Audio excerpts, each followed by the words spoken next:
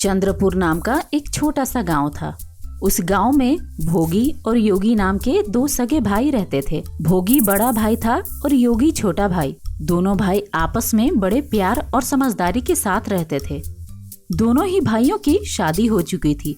बड़े भाई भोगी की रीना के साथ और छोटे भाई योगी की मीना के साथ। असल में बड़े भाई और भाभी मिलके प्यार से रहने का दिखावा करते थे। मन ही मन दोनों छोटे भाई और भाभी के संपत्ति हड़पने का षड्यंत्र करते थे।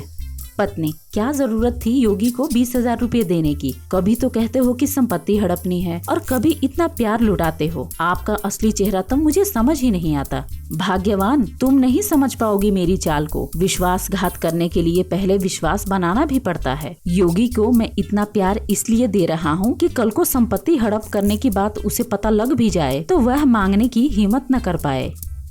योगी और भोगी की एक किराने की दुकान भी होती है। दोनों भाइयों की आमदनी उसी दुकान से होती है। एक दिन की बात है, दुकान में किसी व्यक्ति से गपशप करते हुए भोगी को एक बढ़िया उपाय सूझता है कि आखिर संपत्ति पे कब्जा कैसे किया जाए। भोगी अगले ही दिन अपने भाई योगी को अपने पास बुलाता है। भाई योगी, मेरे ससुर जी बहुत बीमार हैं। यहाँ दुकान पर भी बहुत काम है। क्यों ना तुम 1-1.5 महीने के लिए वहाँ चले जाओ और उनकी अच्छे से सेवा करने के बाद ही वापस आना। मैं यहाँ सब संभाल लूंगा, तुम यहाँ की चिंता बिल्कुल भी मत करना। योगी भोला होता है। वह भोगी की चाल में फंस जाता है और जाने के लिए हामी भर देता है। भोगी ने पहले ही अपने ससुराल वालों से बात कर ली होती है कि इसे महीने भर तक वापस नहीं आने देना। योगी बिना सोचे समझे महीने भर के लिए चला जाता है।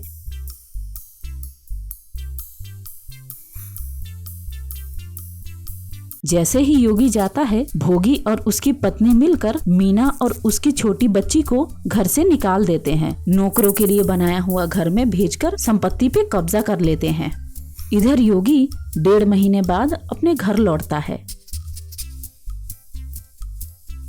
घर लौटकर अपनी पत्नी और बच्ची के बारे में अपने बड़े भाई से पूछता है तो भोगी कहता है, तुम्हारे जाने के बाद तुम्हारी बीबी मीना ने मेरी पत्नी की बहुत बेइज्जती की, यहाँ तक कि उस पे हाथ भी उठाया और घर छोड़ के नौकरों वाले घर में अलग रहने चली गई। हमने बहुत समझाया, हाथ पैर भी जोड़ा, लेकिन उसने हमारी कोई भी बात नहीं सुनी। अपने बड़े भाई से अपने पत्नी और बच्ची के बारे में जानकर वह अपनी पत्नी के पास जाता है। वहाँ जाकर उसे असली बात का पता चलता है कि उसके बड़े भैया और भाभी ने संपत्ति पे कब्जा कर लिया है। पत्नी, मैं तो आपको पहले से ही कहती थी कि संपत्ति का बंटवारा कर लेते हैं और अलग हो जाते हैं, लेकिन आपने कभी मेरी बात ही नहीं सुनी, इसीलिए आज हम ये दुख भोग रहे हैं।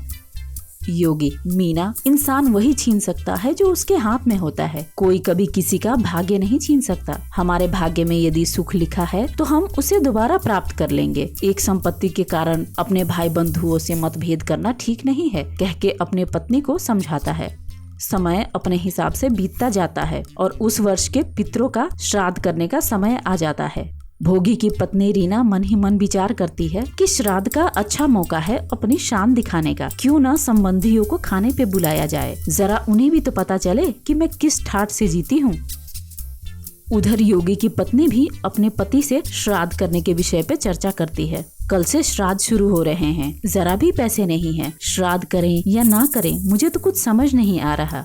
योगी, भाग्यवान, पैसे हो या ना हो, जो भी घर में होगा उसी से श्राद्ध करेंगे। पितर सोने चांदी नहीं मांगते, केवल पानी देने वाला वंश चाहिए होता है उनको। तुम चिंता मत करो, जैसा भगवान चाहेंगे वैसा ही होगा। श्राद्ध का दिन भी आ जाता है। श्राद्ध के दिन उनके पितृदेव भोगी के घर जाते हैं। जब पितृ घर पहुंचते हैं तो क्या देखते हैं कि न आंगन में न छत पे कहीं भी कोई भी अर्घ या पानी या भोजन कुछ नहीं रखा और खुद सपरिवार संबंधियों के साथ बैठकर हंसी ठिठोली कर रहे हैं। उनके मेज पर अनेक प्रकार के स्वादिष्ट व्यंजन पड़े हैं और पितरों को पानी भी नहीं रखा। निराश होकर वह सभी योगी के घर पहुंचते हैं तो यहाँ उनके लिए सिर्फ अर्घ और पिंड ही होता है। खाना तो उनको यहाँ भी नहीं नसीब होता। असल में जब पितृ उनके घर के अंदर झांकते हैं तो देखते हैं कि खाने की कोई भी सामग्री नहीं होती। वह खुद भूखे होते हैं। गरीबी के कारण चूल्हा भी नहीं जला होता। सारे पितृदेव योगी के हाल देख बहुत दुखी होते हैं। पितृ योगी को अपने पुण्य कर्मों से आशीर्वाद देते हैं कि अगले साल तुम बहुत सामर्थ्यवान बनो ताकि हम भरपेट खाना खाकर स्वर्ग लौट जाएं। और आज के दिन वहाँ से केवल पानी पीकर ही चले जाते हैं। पितरों की कृपा और अपने लगातार मेहनत से योगी धनवान हो जाता है। अगले साल जब उसके पितर आते हैं तो बहुत प्रसन्न होकर लौटते हैं क्योंकि उनको भरपेट भोजन और पानी प्राप्त होता है। उधर अपने भाई से छल करने और पितरों के श्राद्ध न करने के कारण उसके भाई भोगी का घर-बार बिक जाता है और वह बहुत गरीब हो जाते हैं। ना चाहते हुए भी दुख और कष्ट से भरा हुआ जीवन भोगते हैं।